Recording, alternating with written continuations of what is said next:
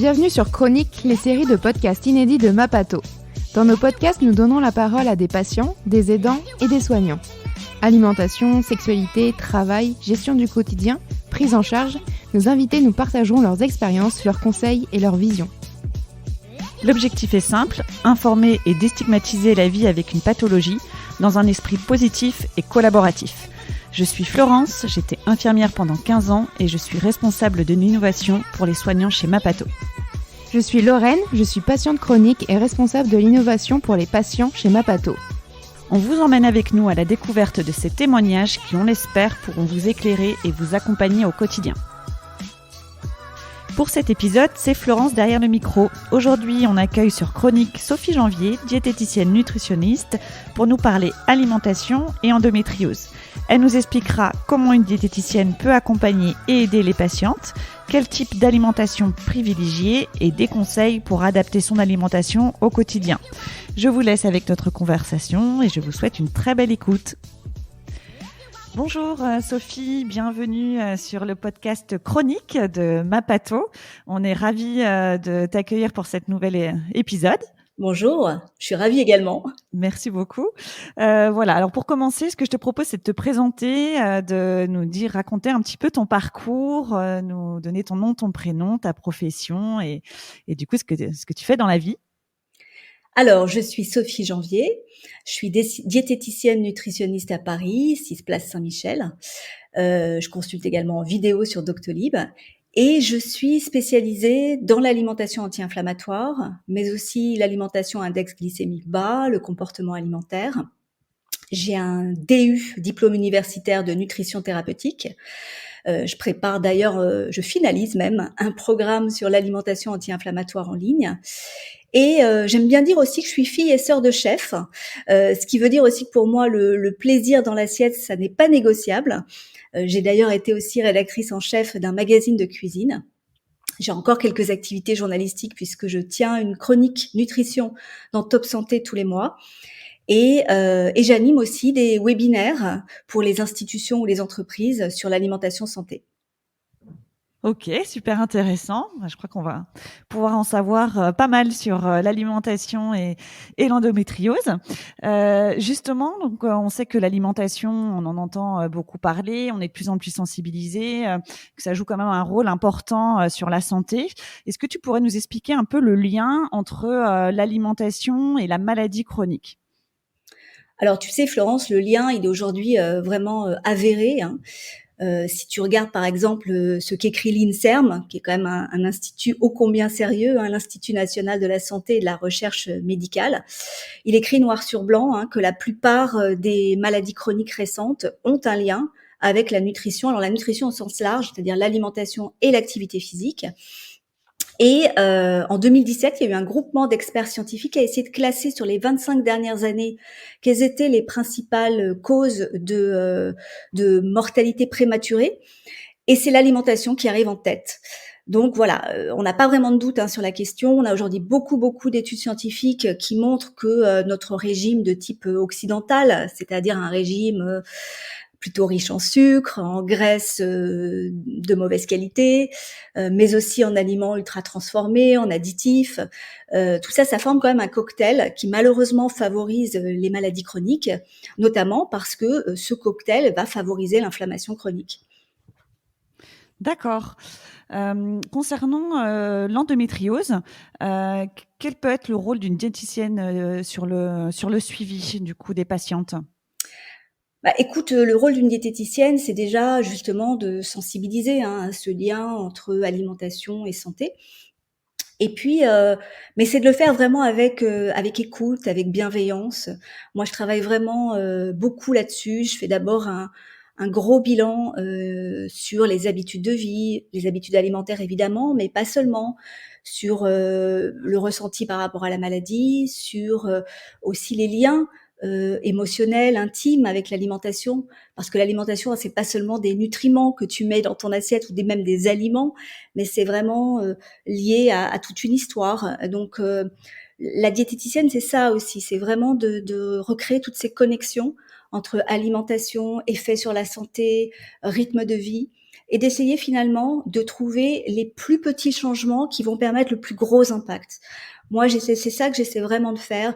Je propose pas des régimes justement au sens où il faudrait absolument tout changer et se contraindre parce qu'en général ça marche pas. Et puis l'idée c'est pas de rajouter encore davantage de contraintes à des femmes qui ont déjà pas mal sur le dos. Donc c'est plutôt d'essayer de trouver des petites stratégies qui vont permettre d'atténuer des symptômes, voire d'inverser certaines problématiques au niveau de la santé. Et c'est vraiment dans cette direction que je travaille moi. D'accord.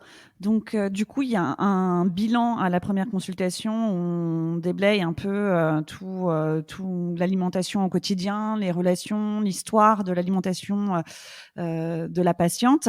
Et après, donc, il y a des consultations de suivi qui se font. C'est ça. En fait, à la première consultation, en général, ce que je propose, c'est de faire un journal alimentaire, mais photographique. Ce que je dis toujours, c'est que le changement, c'est pas la volonté, c'est l'observation. Et donc, j'invite mes patientes à faire des photos de ce qu'elles mangent pour justement qu'elles aient un peu ce recul par rapport à ce qu'elles mettent dans l'assiette et qu'on puisse ensuite débriefer ensemble, qu'on puisse regarder le contenu de cette assiette. Et souvent, ça a de l'impact déjà elles-mêmes pour les patientes qui se disent « Ah, mais j'imaginais pas que ci ou que ça ». Et moi, en regardant ces assiettes, je peux leur permettre de voir qu'il y a des petites améliorations possibles, encore une fois sans faire des très très gros changements, mais des petites, par exemple, je dis souvent, votre assiette, elle a quelle couleur? Et on me dit, ben, je sais pas, c'est blanc, c'est jaune. Je dis, ouais, c'est un petit peu monochrome, non? Ce serait peut-être sympa de mettre quelques couleurs un peu supplémentaires, ça serait plus joli à l'œil. Et puis, plus de couleurs, ça veut dire aussi plus d'antioxydants, plus de nutriments intéressants pour la santé. Et voilà, cet aspect visuel aussi, ça aide mes patientes à s'orienter dans la bonne direction. Ah oui, c'est génial ça, en fait, au lieu d'un journal. C'est vrai qu'on parle beaucoup de écrire, voilà, faire un journal, effectivement, pour écrire et pouvoir faire un bilan après de ce qu'on mange. Et donc, du coup, toi, tu leur fais prendre des photos de leur assiette qu'elles amènent en consultation. Et Ouais. du coup, vous regardez ça ensemble pour pouvoir analyser et Exactement. découvrir. Alors, ce qui Ouais, n'empêche super. pas, si elles en ont envie, d'écrire également, hein. Ouais, Tout est toujours bon pour, encore une fois, être dans l'observation de ce qu'on a fait dans son alimentation. Mais je trouve qu'effectivement, cette solution, des photos, apporte, encore davantage, et ça permet de vraiment des prises de conscience. d'accord. Ouais, très intéressant. Donc pour en revenir à l'endométriose, est-ce que tu peux nous expliquer comment, en fait, l'alimentation peut influencer, du coup, sur les symptômes de l'endométriose? Alors déjà, Florence, en préambule, j'ai envie de te dire que moi, ma façon de travailler, c'est vraiment aussi de m'appuyer sur la littérature scientifique. Et malheureusement, de ce côté-là, c'est pas encore totalement d'une fiabilité totale. On a un certain nombre d'études de plus ou moins bonne qualité, souvent avec des échantillons assez modestes, donc c'est compliqué d'en tirer, des conclusions définitives.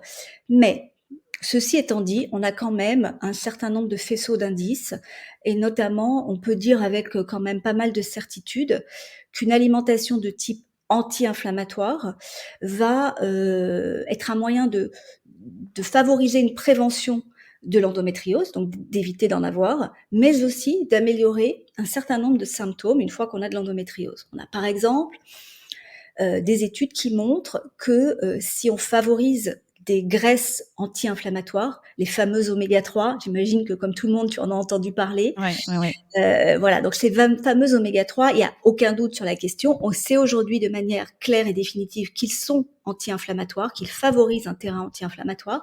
Donc on a vraiment toutes les raisons de préconiser de manger notamment des petits poissons gras riches en ces acides gras anti-inflammatoires. Je dis bien petits poissons, puisque les plus gros, comme le thon ou le saumon, malheureusement, vont aussi être un peu pollués. Et ça va favoriser d'une autre manière l'inflammation, donc plutôt favoriser les sardines, par exemple, ou les maquereaux, les petits poissons, ou des huiles riches en oméga 3. Voilà, ça, on sait que c'est fiable. De la même manière, on sait aussi qu'une alimentation riche en antioxydants et en vitamine E va aussi favoriser un terrain anti-inflammatoire. Donc, tu sais, les antioxydants, c'est ces petites molécules qui vont contrer d'autres molécules qui sont les radicaux libres. Et les radicaux libres, ça oxyde les cellules, ça favorise le vieillissement. Alors tu vas me dire, mais quel rapport avec l'inflammation ? En fait, quand il y a attaque des radicaux libres, ce qui se passe, c'est que les médiateurs de l'inflammation sont alertés. Attention, agression, attaque, on se mobilise. Donc ils arrivent et ils viennent faire leur boulot, leur job. Voilà. Ce qui est plutôt une réaction saine de l'organisme quand c'est ponctuel. Le problème, c'est quand l'inflammation, elle devient chronique, quand elle est tout le temps là. Et donc, si on a trop d'oxydation de nos cellules, trop de radicaux libres, une alimentation trop, justement, pas assez riche en antioxydants, eh bien là, ça devient problématique. D'où l'intérêt, encore une fois, d'avoir cette alimentation riche en antioxydants, c'est-à-dire riche en fruits et légumes, c'est la principale source d'antioxydants, mais aussi en épices, mais aussi en herbes, par exemple, saupoudrer ces plats de basilic ou de coriandre, c'est une bonne source d'antioxydants. Et pour la vitamine E, on peut aussi aller la chercher, par exemple, dans les fruits à coque, qui sont aussi d'ailleurs une bonne source d'antioxydants. Donc ça, c'est des choses avérées. Après, il y a des choses un petit peu plus qui restent encore sujets à hypothèse. Par exemple, la question du gluten. Je suis sûre que parmi nos auditrices, il y a un certain nombre de femmes qui se posent la question, alors, est-ce qu'il faut supprimer le gluten ? Donc, par exemple, là-dessus, on n'a pas d'études au sens le Graal des études, c'est-à-dire les études randomisées avec groupe témoin, etc. En revanche, on a récemment eu une petite étude témoin sur un petit nombre de patientes, mais qui ont quand même été suivies pendant 12 mois. Et c'était des patientes qui avaient arrêté le gluten. Et à l'issue de ces 12 mois, on leur a demandé, est-ce que vous vous sentez mieux d'avoir arrêté le gluten ? Des patientes qui, bien sûr, avaient de l'endométriose. Et 75% de ces patientes ont dit, oui, je me sens mieux. Bon, donc c'est quand même un point à prendre en considération. Après, on n'arrive pas vraiment à prouver le lien direct entre l'arrêt du gluten et ces symptômes qui se sont améliorés. Mais ce qui est intéressant aussi, c'est qu'on a une autre étude qui nous dit, plusieurs d'ailleurs même, qui nous disent que des femmes qui ont adopté un régime pauvre en FODMAP, je ne sais pas si tu sais ce que c'est les FODMAP. Non. Donc les FODMAP, c'est des glucides, des sucres en quelque sorte, qui fermentent dans l'intestin et qui, chez certaines personnes, vont provoquer des gaz, des ballonnements, des douleurs. Et on a remarqué qu'un certain nombre de femmes avec de l'endométriose avaient ce type de symptômes qui sont proches des symptômes de l'intestin irritable et qui sont liés notamment aussi au fait que l'endométriose peut avoir des atteintes digestives, quand on a une endométriose profonde notamment. Et donc, on a remarqué que ces femmes, elles allaient mieux aussi quand elles avaient un régime pour en FODMAP. Or, parmi les FODMAP, il y a une catégorie qui s'appelle les fructanes et qui est une catégorie qu'on trouve exactement dans les mêmes céréales que les céréales pauvres en gluten. D'accord. Autrement dit, il y a peut-être une confusion. Peut-être qu'on n'est pas forcément sensible au gluten, mais à ces fructanes, qu'on trouve aussi dans le blé, dans l'orge ou le seigle, comme le gluten. D'autant plus que ces femmes, parfois aussi, ont des difficultés avec les produits laitiers. Et les produits laitiers, ça contient du lactose, un autre FODMAP. Donc, ça fait quand même un faisceau d'indices qui laisse à penser que peut-être le problème vient des FODMAP. Tout ça pour dire que faire des régimes d'éviction, pourquoi pas, mais attention, c'est bien de le faire encadrer par un professionnel pour essayer de voir si effectivement on suit bien la bonne piste. Et typiquement sur la question des produits laitiers, là, ça fait partie aussi des sujets à controverse, si on regarde les études. Il y a une étude plutôt de bonne qualité qui dit que les produits laitiers seraient plutôt au contraire, la consommation de produits laitiers protégerait du risque de l'endométriose. Et à l'inverse, on a un certain nombre de recherches et d'analyses sur le lait qui nous disent mais quand même le lait c'est pas un aliment qui semble avoir beaucoup d'intérêt quand on a une endométriose. Pourquoi ?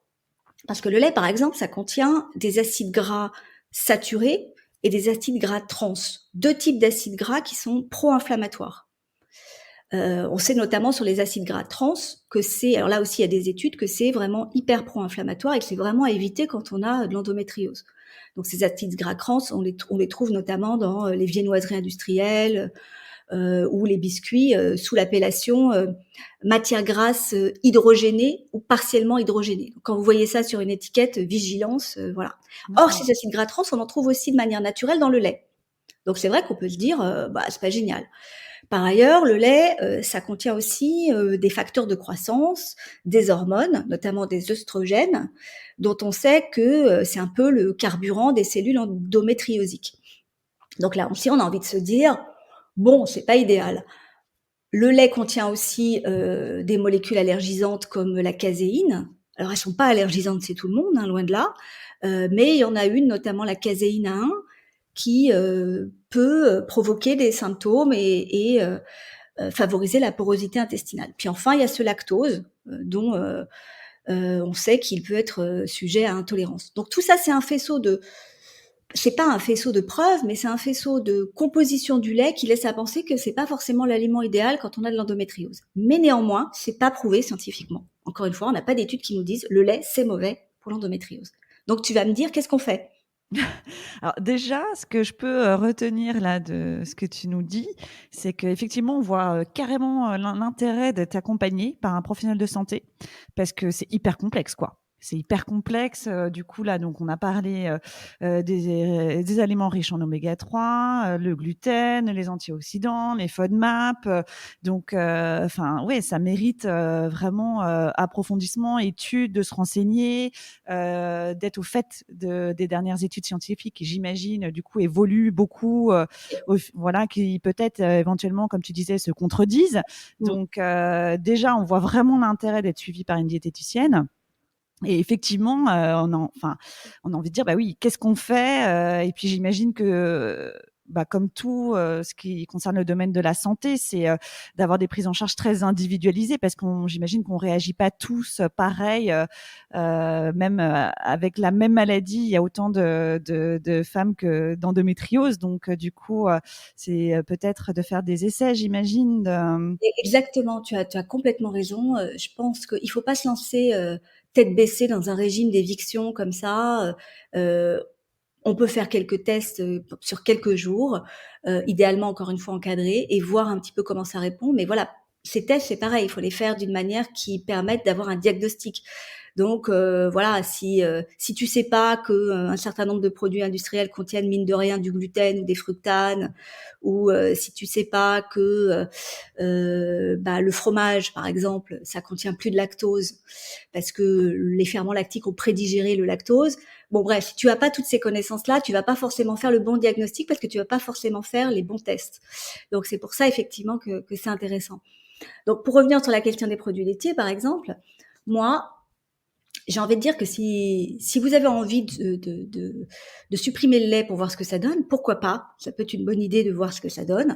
Mais si vous voyez aucune amélioration, voilà, il n'y a pas forcément une obligation à continuer de limiter les produits laitiers. En tout cas, le lait, moi, j'ai plutôt tendance à dire que le lait, on peut s'en passer quand on est adulte. Mais les produits laitiers fermentés, le fromage par exemple, voire le yaourt, qui contient encore un peu de lactose mais un peu moins, c'est des produits aussi qui ont pas mal d'intérêt. Au-delà du calcium, qui est en général l'étendard qu'on lance sur les produits laitiers, mais on peut en trouver ailleurs. Donc bon, c'est pas forcément pour moi le plus important.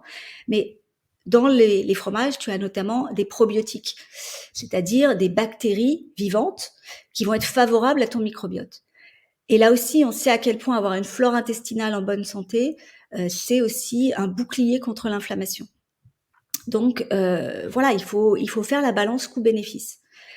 Donc moi, je considère que les produits laitiers fermentés, 1 ou 2 par jour, c'est plutôt une bonne idée. Le lait tout court, c'est pas indispensable. Voilà. Mais encore une fois, le mieux, c'est de tester, quoi. d'accord.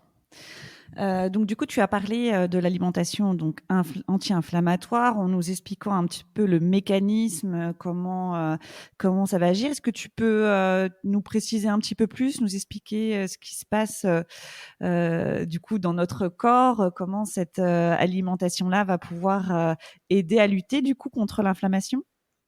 Oui, bah, encore une fois, comme je te le disais tout à l'heure, en gros, si tu privilégies une alimentation pas mal végétale, riche en fruits et légumes, en légumineuses, en fruits à coque, tu vas apporter beaucoup d'antioxydants, donc tu vas limiter l'inflammation.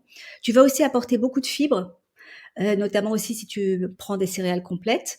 Et ces fibres, c'est intéressant aussi parce que ces fibres, ça va être le carburant de nos bonnes bactéries. Hein, elles se nourrissent de ces fibres, donc ça va avoir là aussi comme effet d'avoir un microbiote en bonne santé.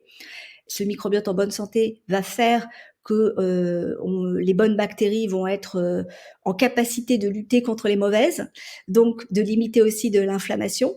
Et ces bonnes bactéries aussi vont avoir suffisamment de carburant pour ne pas aller se nourrir du mucus, tu sais, cette espèce de liquide visqueux qui tapisse la paroi intestinale. Et quand elles n'ont pas suffisamment de fibres, elles grignotent le mucus, d'où porosité intestinale et d'où là aussi problématique d'inflammation. Donc tout ça est très holistique, hein, tout ça est un équilibre. Donc pour résumer, je disais fruits et légumes, céréales complètes, légumineuses, riches en fibres, riches en antioxydants.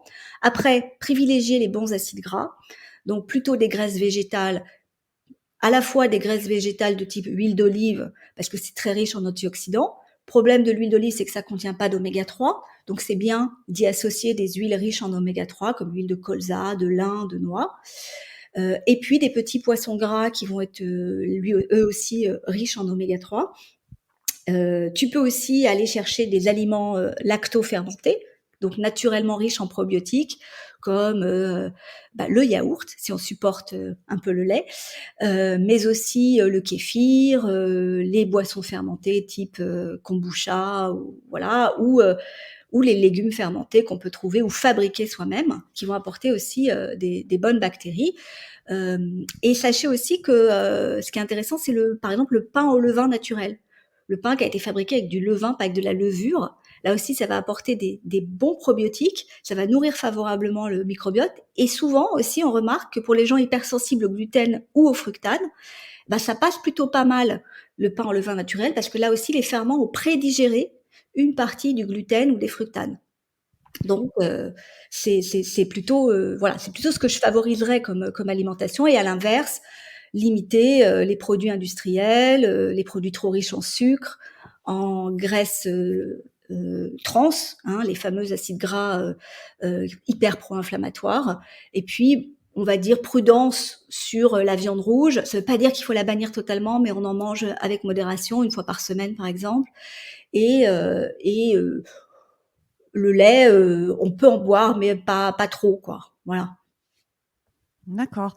Ouais, donc on voit quand même, c'est un peu rassurant de se dire qu'en fait, c'est une alimentation à adapter, mais on a quand même un riche panel d'aliments qu'on peut manger pour se protéger un petit peu de cette inflammation.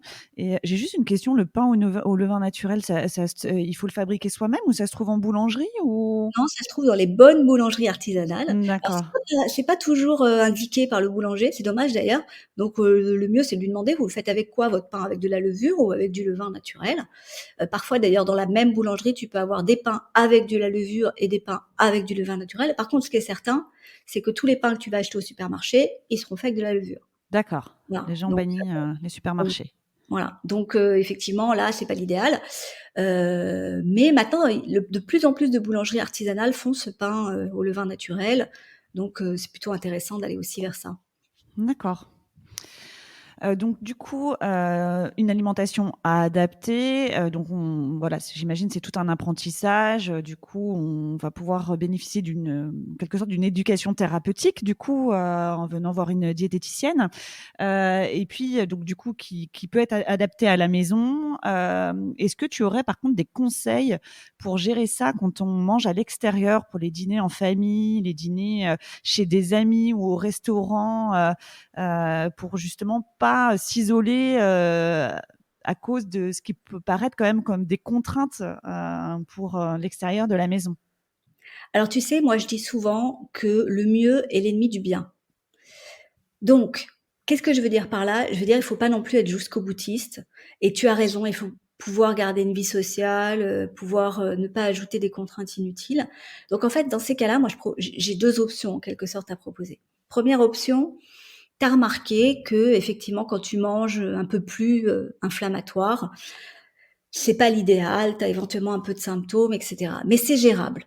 Bon, si c'est gérable, moi j'ai envie de dire profite. Si c'est ponctuel et que tu vas chez des amis, te prends pas la tête, profite de ton repas, t'ajusteras dans les jours qui viennent, et cetera. Évidemment, si c'est répété, c'est une autre histoire. Mais si c'est ponctuel et que, encore une fois, les symptômes que tu ressens après ce type de dîner ne sont pas énormes, c'est pas en une fois que tu vas, faire exploser ton terrain inflammatoire, hein, OK? En revanche, si tu es dans la deuxième option, à savoir que tu dégustes, que le lendemain tu le payes, tu en payes le prix d'avoir, effectivement mangé, d'une manière, plus, classique, et ben, une des options, ça peut être, bon, si tu es au restaurant, d'essayer de choisir, des plats qui sont un peu plus, on va dire, sans risque. Par exemple, typiquement, tu prends une viande blanche ou, un poisson, avec du riz et des légumes, tu pas beaucoup de risque d'avoir de problèmes. Et si tu es invité chez des amis ou en famille, bah, tu peux de manière très tranquille dire: «Ah bah, ça me ferait plaisir d'apporter un plat, si tu veux j'apporte l'entrée ou j'apporte le plat ou j'apporte le dessert», et au moins tu as au moins une option qui correspond un petit peu à ce que tu, as l'habitude toi de te proposer, comme alimentation. Voilà. Mais encore une fois, pas de panique, hein. L'alimentation d'abord, c'est pas magique. Il y a aussi, il faut le dire de manière très transparente, des femmes chez qui ça apporte pas un bénéfice, phénoménal non plus, déjà.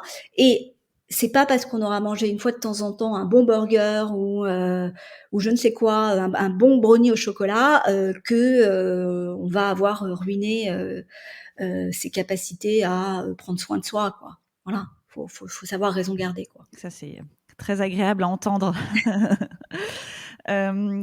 Donc du coup, on parle de plaisir du coup, d'alimentation à plaisir. Donc du coup, là, ce que tu nous dis, c'est qu'on peut continuer, à se faire plaisir tout en adaptant quand même son alimentation? Oui, comme je te l'ai dit en introduction, pour moi, c'est fondamental, hein, de conserver ce plaisir. Hem, Après, il y a aussi, des moyens d'adapter, la manière dont on cuisine, mais tout en conservant le plaisir. Par exemple, si tu adores la pâtisserie, les gâteaux et tu te dis: «Oh là là, le sucre, c'est terrible, c'est pro-inflammatoire» et cetera. Petite nuance, ce qui est pro-inflammatoire, c'est l'excès de sucre, Ouais. d'accord? Mmh. Voilà, et en général, de toute façon, c'est l'excès toujours qui est problématique. Donc ça ne veut pas dire: «Je n'ai plus le droit de manger de sucre». Faut pas comprendre ça. Si on respecte les recommandations pour la population générale, notamment les recommandations de l'Organisation mondiale de la santé qui dit qu'on peut manger, entre 25 et 50 grammes de sucre ajouté par jour, c'est-à-dire entre 5 et 10 morceaux de sucre, l'équivalent entre 5 et 10 morceaux de sucre. Bon, idéalement plutôt 5, bah, ça veut dire qu'on peut quand même en manger déjà d'une part. 5 En morceaux revanche, de sucre par jour? ouais, Ah alors d'accord. ça paraît peut-être beaucoup, mais ça va vite, hein. Ça va Ouais. très vite. Je Parfois on les m'emballe un mange, peu, je me dis: «Ah super!» mais parfois la plupart d'entre nous, on les a déjà consommés au petit déjeuner, hein. Il suffit que tu ouais. aies mangé des céréales un peu sucrées, que tu aies bu un chocolat chaud et un jus d'orange, c'est fini. Donc voilà, on s'emballe pas non plus, c'est pas non plus énorme comme marge de manœuvre, mais c'est une marge de manœuvre. Donc moi, ce que je conseille, par exemple, si tu aimes la pâtisserie, c'est idéalement de la faire maison et du coup, bah, d'apprendre à désucrer un peu. Moi, je considère qu'on peut très facilement, par rapport aux recettes qu'on trouve, un peu partout, enlever 20 du sucre de la recette, sans que ça impacte la structure de ton gâteau, de ton dessert. Évidemment, ça va avoir un goût légèrement moins sucré, c'est évident, mais ça va rester agréable. Et puis par ailleurs, tu peux enrichir ton gâteau en choisissant des farines de bonne qualité, des farines riches en fibres. J'ai dit tout à l'heure, hein, ce que je pensais des fibres. Donc par exemple, si tu prends des farines de sarrasin, des farines, même des farines de blé si tu supportes le gluten ou les fructanes, mais dans ce cas-là, riches en fibres, genre T110, ou si tu prends, une farine de pois chiche pour faire, une quiche par exemple. Voilà, ça va être des farines riches en fibres qui vont donc plus intéressantes dans le cadre de cette alimentation anti-inflammatoire, mais qui vont quand même te permettre de faire, ta quiche, ton gâteau, comme, n'importe qui et de profiter de ce plaisir-là. Et ça, au niveau du goût, farine de pois Alors chiche, alors ça s'adapte à certaines, types de recettes évidemment, tu vois? Évidemment, tu vas pas ouais, faire, mais oui, il y a des, bah, de la même manière, que, tu vois, on peut faire un carrot cake, c'est-à-dire, ouais. utiliser finalement un légume pour faire un dessert. Bah, de la même manière, voilà, il y a des adaptations comme ça D'accord. que tu peux faire et qui sont intéressantes. Bon, il y a aussi sûrement beaucoup d'entre vous qui connaissaient déjà, le fameux bol cake, Ouais. qui est une star d'Instagram. Donc qui est, bah, cette espèce de petit gâteau qu'on fait à base de flocons d'avoine, de bananes, d'œufs, et de lait végétal. Bah, c'est typiquement, moi je trouve, ce genre de petit gâteau qu'on mange au petit déjeuner ou au goûter, un petit gâteau qui reste très plaisant et qui a tout bon sur le plan de la santé. Donc c'est faisable de se faire plaisir Oui, puis en c'est très rapide à faire ça, il me semble, bowl cake. 3 minutes au micro-ondes et Ah c'est ouais, fini, quoi. ouais, ça, c'est ça aussi. Voilà. Ouais. Et puis, moi, j'ai envie de dire aussi que manger plus végétal, Mm. c'est des habitudes à prendre, mais ça peut être très plaisant aussi. Je veux dire un curry de légumes avec du curcuma, le fameux, riche en antioxydants aussi, c'est absolument délicieux. Un poke bowl avec plein de légumes colorés et un tout petit peu de poisson cru ou mariné, c'est délicieux. Donc oui, bien sûr qu'on peut se faire plaisir en mangeant anti-inflammatoire. Ouais, et puis voilà, j'ai bien retenu là ce plaisir des yeux aussi. C'est vrai Ouais, que bon, moi j'adore manger, hein. C'est voilà, c'est une c'est une passion option. comme pour tout le monde, je pense. Mais c'est vrai qu'on pense vraiment au goût, voilà. Mais voilà, je retiendrai vraiment aussi cette diversité de couleurs dans l'assiette qui peut déjà aider à effectivement être sûr d'être dans la bonne voie, quoi. Ouais. OK. Donc du coup, quelqu'un qui veut être suivi par, un spécialiste de la nutrition, heu, on l'oriente vers une diététicienne, une nutritionniste. C'est quoi la différence? On peut être les 2, l'un ou l'autre? Ce que je voulais te demander aussi, c'est, est-ce qu'il faut une ordonnance d'un médecin? Est-ce qu'on peut lui y aller de sa propre initiative sans avoir vu donc, un médecin avant? Ou est-ce qu'il faut une ordonnance médicale? Et puis dernière question sur la prise en charge aussi. Est-ce il est possible d'avoir une prise en charge sécu, mutuelle ou? Alors, oui, on peut aller sans ordonnance consulter un diététicien. L'idée, c'est de prendre, soin de sa santé par l'alimentation, donc ça ne nécessite pas Mmh. d'ordonnance. Ensuite, entre la différence entre diététicien nutritionniste et médecin nutritionniste, c'est une bonne question parce que ça crée beaucoup de confusion. Alors un médecin nutritionniste, comme son nom l'indique, a fait médecine, ce qui n'est pas le cas d'un diététicien nutritionniste. Mais un médecin nutritionniste n'aura pas fait une spécialité en nutrition. Autant il y a une spécialité pour être gynécologue ou pour être ophtalmo, etc. Tu peux être généraliste et décider demain de te mettre médecin nutritionniste sans avoir fait une spécialité en Ah nutrition. d'accord. Alors, quand même, la plupart des médecins nutritionnistes vont au moins avoir fait un DU, un diplôme universitaire de nutrition qui dure en général 2-3 mois.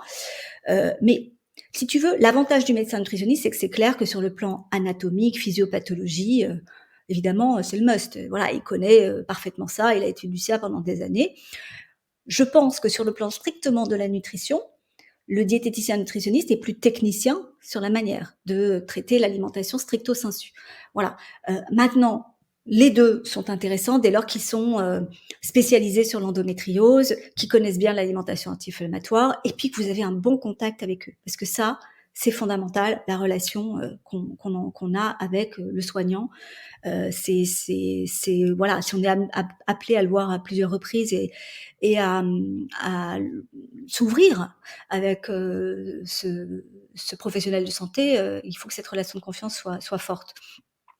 Après, est-ce que c'est pris en charge? Alors, le médecin nutritionniste sera pris en charge par la Sécu, pas le diététicien nutritionniste. Évidemment, je m'en offusque, tu imagines bien. Ouais, j'imagine. Mais bon, c'est comme ça. Par contre, effectivement, heureusement, il y a de plus en plus de mutuelles qui prennent en charge des consultations de nutrition. Chez les diététiciens nutritionnistes, souvent, ils en prennent 2-3 dans l'année, donc il ne faut pas s'en priver. Voilà. Mais ensuite, voilà, le choix appartient à chacun. L'avantage peut-être aussi du diététicien nutritionniste, c'est que souvent, ils se sont formés pour un grand nombre d'entre eux aussi au comportement alimentaire. Il y a une dimension un peu plus psy qui peut être intéressante, que moi, en tout cas, effectivement, j'applique et je me suis formée à ça. Parce qu'encore une fois, pour moi, l'alimentation, c'est vraiment dans une vision holistique et c'est vraiment connecté à plein de choses très intimes. Voilà. D'accord. C'est vrai que là, on voit bien qu'effectivement, c'est très important d'avoir quelqu'un qui est formé, à l'endométriose, à cette, alimentation à adapter. C'est pour ça que nous, chez Mapato, du coup, on a des recommandations pour cette pathologie-là, pour l'endométriose, avec des patientes qui ont expérimenté du coup les choses et qui ont eu effectivement aussi des super bons contacts, comme tu disais, avec leurs soignants et qui du coup ont pu essayer d'adapter leur alimentation pour du coup soulager les symptômes. C'est dans la prise en charge globale finalement de la pathologie. Et du coup, c'est vrai qu'on a pas mal de diététicienne de recommander pour l'endométriose sur Mapato et on vous invite Dont vraiment je suis et j'en suis ravie. et voilà, et on t'en remercie d'avoir accepté. Et c'est vrai que voilà, on vous invite à aller sur mapato.com pour aller voir ça. Et si vous avez, vous, des professionnels de santé, des diététiciennes à recommander, n'hésitez pas du coup aller en faire profiter la communauté Mapato. Et d'ailleurs, Florence, Oui, je rebondis sur ce que tu viens de dire parce que je parle beaucoup des études scientifiques, etc., parce que c'est important. Mais le ressenti des patients, des patientes, mm, c'est essentiel. C'est-à-dire que moi, s'il y a quelqu'un qui vient me voir et qui me dit, c'est pas prouvé scientifiquement que je ne sais pas quoi, que le gluten, allez, c'est mieux de l'enlever pour l'endométriose, mais moi, ça me fait du bien. J'écoute ça, j'entends ça et je respecte ça, bien évidemment, sûr. Mm. parce que je ne suis pas à la place de la patiente. Donc, ce ressenti des patients est fondamental. Donc, c'est super de partager ces conseils, voilà. En revanche, c'est super de partager ces conseils, mais en gardant à l'esprit qu'effectivement, ce qui marche pour l'une va pas forcément marcher pour l'autre, et que, tout dépend aussi de la manière dont on met tout ça en place. D'accord. Alors, si on se fait un petit résumé, est-ce que tu pourrais nous donner tes principales recommandations pour adapter son alimentation avec une endométriose? Oui, alors la première, vous l'avez compris, je crois, ce serait de toute façon d'essayer une alimentation anti-inflammatoire parce qu'au pire, il y aura pas de bénéfice, mais ce sera neutre et c'est sans aucun risque. Parce qu'une alimentation anti-inflammatoire, c'est quoi? C'est une alimentation santé. C'est une alimentation très bonne pour la santé, toutes choses étant égales par ailleurs. C'est-à-dire même sans avoir aucune pathologie, c'est de toute façon une très bonne alimentation. Donc on a zéro risque à essayer d'aller vers une alimentation Ouais, anti-inflammatoire. ça, c'est vrai que c'est important de le souligner, que c'est sans Voilà, risque dans voilà. tous les Donc cas. voilà, autant quand je dis une alimentation anti-inflammatoire, c'est une alimentation qui reste vraiment variée, vous l'avez vu, hein. Donc je parle là vraiment je parle pas de toutes les subtilités de, sans FODMAP, sans gluten, enfin je parle vraiment de l'alimentation riche en, acides gras anti-inflammatoires, en antioxydants et cetera. Donc ça, il y a zéro risque à essayer ça.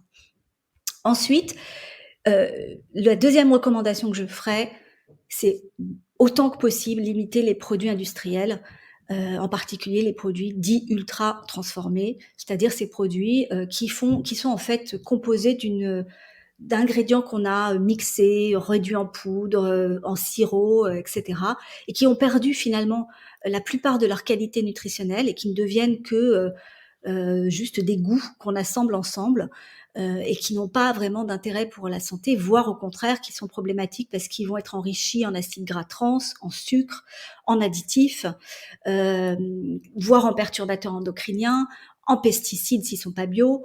Donc méfiance vraiment avec ces aliments ultra transformés. Méfiance, mais aussi là encore pas de panique. C'est-à-dire que si vous en mangez, 1 voire 1 ou 2 portions par jour, ça va. En revanche, si vous mangez, beaucoup de plats préparés, beaucoup de biscuits industriels et cetera, bon, c'est pas favorable, on va pas se mentir.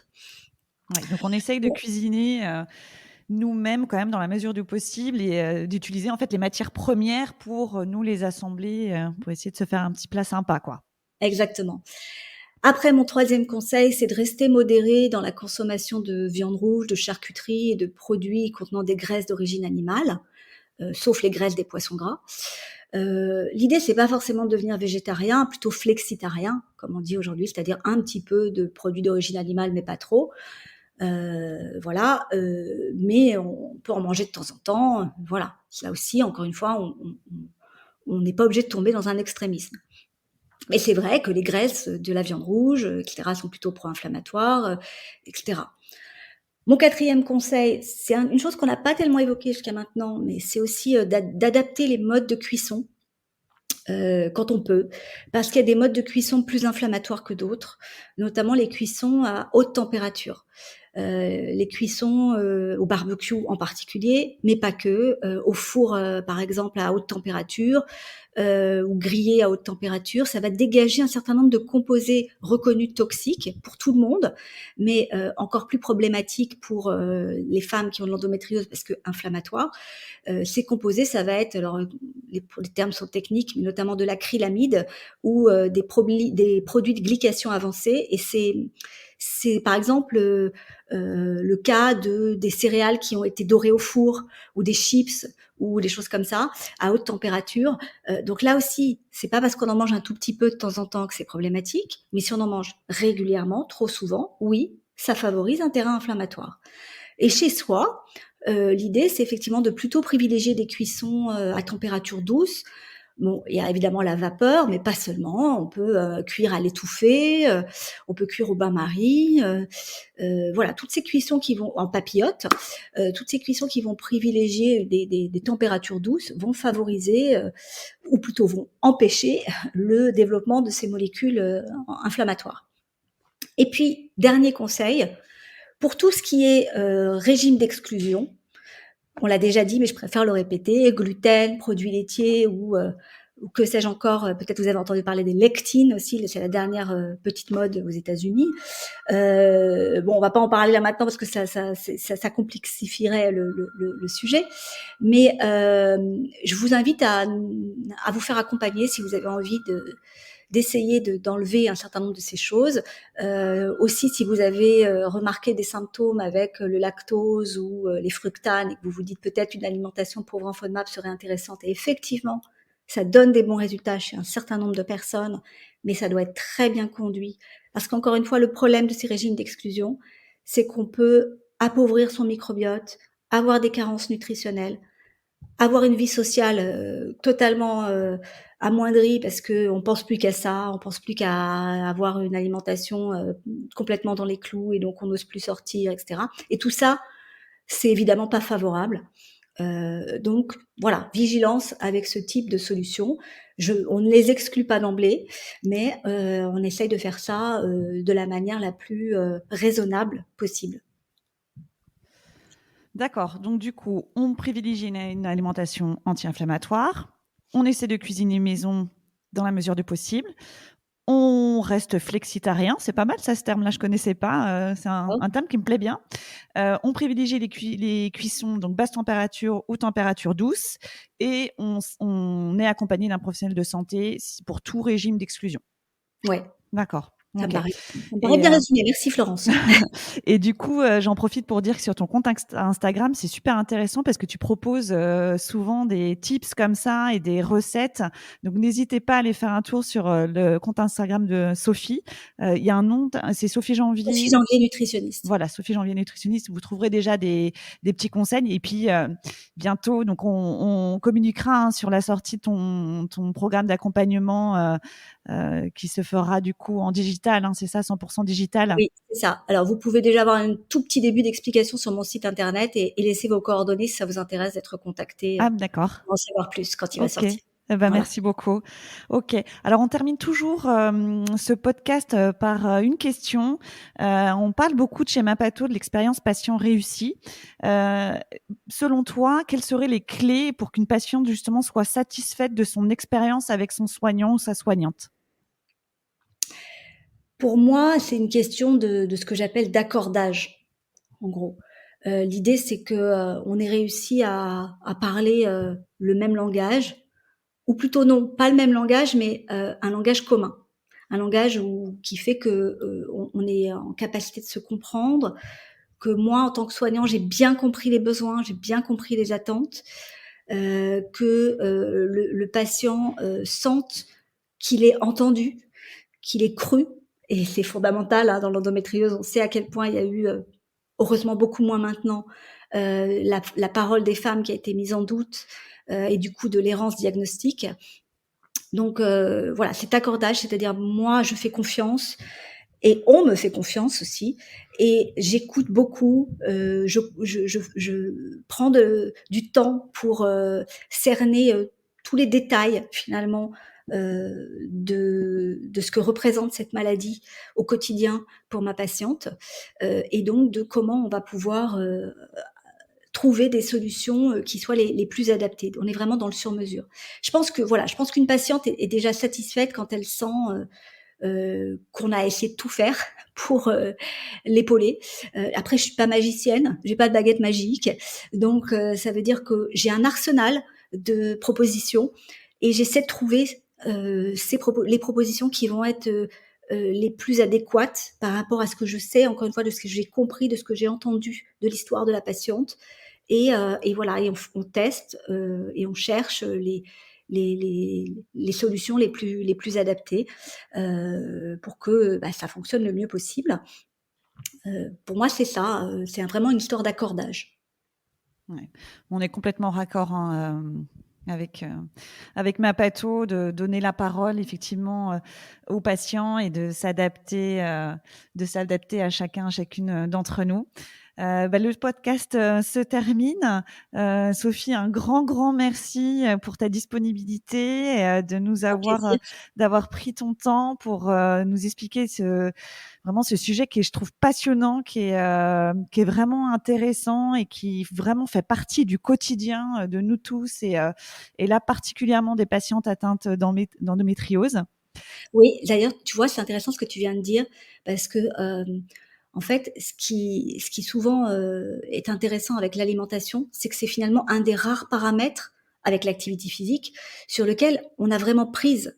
Parce que quand on a une maladie, on est parfois un peu dépendant des traitements médicamenteux, des solutions thérapeutiques qui nous sont, alors que l'alimentation peut vraiment se prendre en charge, être acteur finalement de sa thérapeutique.